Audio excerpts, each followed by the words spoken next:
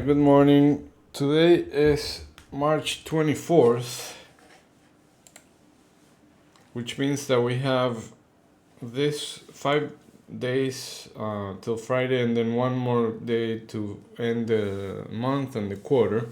So we have 6 sessions total.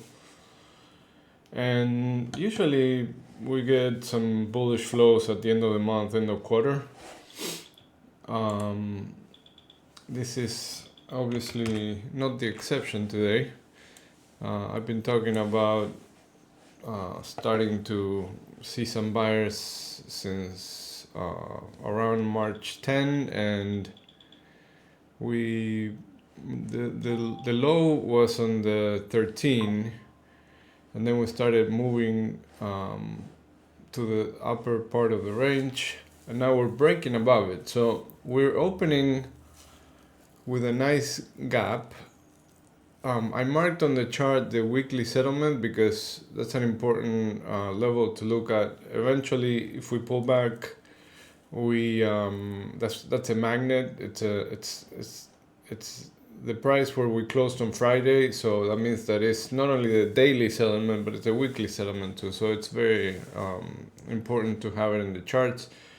It's at 57.1825 on ES and at 19.970 and 3/4 on NQ.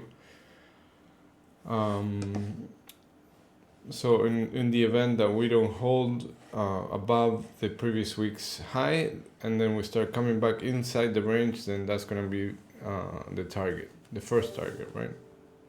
And then obviously, if that would be the case, then that would be look above and fail, like look above the range and fail, and then like we should target eventually the low side of the range again, or at least the middle where the point of control is. But for today, I'm gonna be looking for longs, and if we start pulling back, looking for bounces. Imagine all these people that saw this and saw that, you know, like started positioning for a bigger drop. All these people are going to be wrong, and you know they're going to get squeezed. So they're already getting squeezed. So you know when you have a gap this big, it's kind of hard to fill. So you're going to see buyers trying to buy every bounce usually, unless you know the sellers are really strong. But so far we're seeing strong buying, and as I mentioned a few times, when we looked like we were trying to get back in the range, I'm looking for a sweep of this range from the 7th of March. And first target will be this untested point of control at 58.28. And then looking for this whole longer term distribution to be tested to the upside until 58.80, 58.90 area. We're likely going to see some sellers initially, and then if they don't get their way, then obviously, you know, we could squeeze even higher, right? And test this single prints that we haven't retested yet. Those are 59.30. And today we have what's the name of this report? PMI flash at 9:45. PMI manufacturing PMI flash and composite PMI. And then after that we have some auctions at 11:30 and some Fed speaking, Trump speaking. So there's not much after that 9:45 that's very relevant for today's session. And then for the week we have some jobless claim on the 27th and PCE reports on the 28th. So that means that we're likely to keep squeezing for a little bit longer. Let's see what happens at the open. And NQ has been moving together with ES lately. You can see the same structure, broke above the week's high and is sweeping through this range currently. That untested point of control for NQ is at 20,397 around there. And then we have the 200 daily moving average, which is right here. So the area where I'm going to be looking for some sellers, some resistance is right here at 520.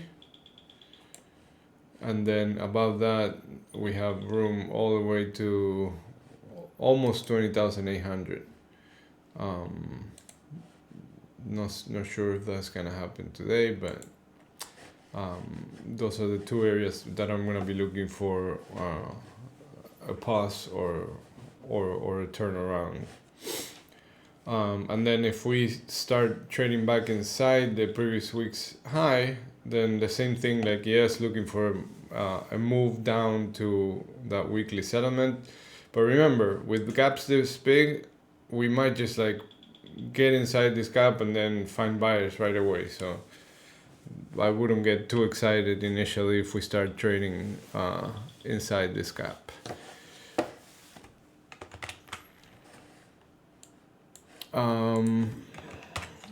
Let's see, crude.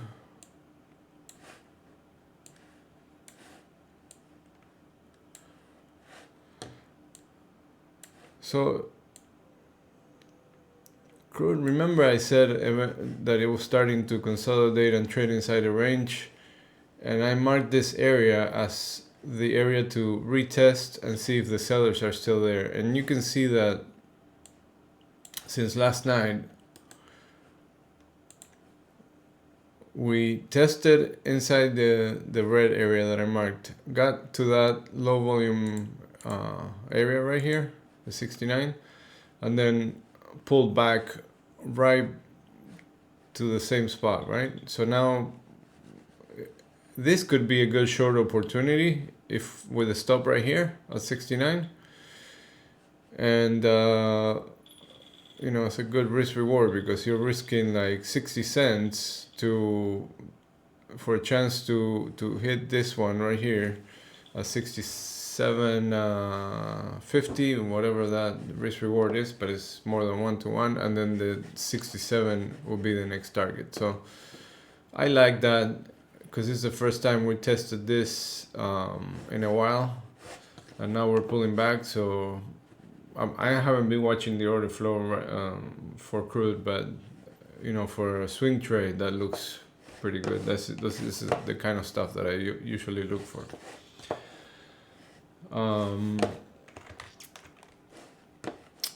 Let's see what else.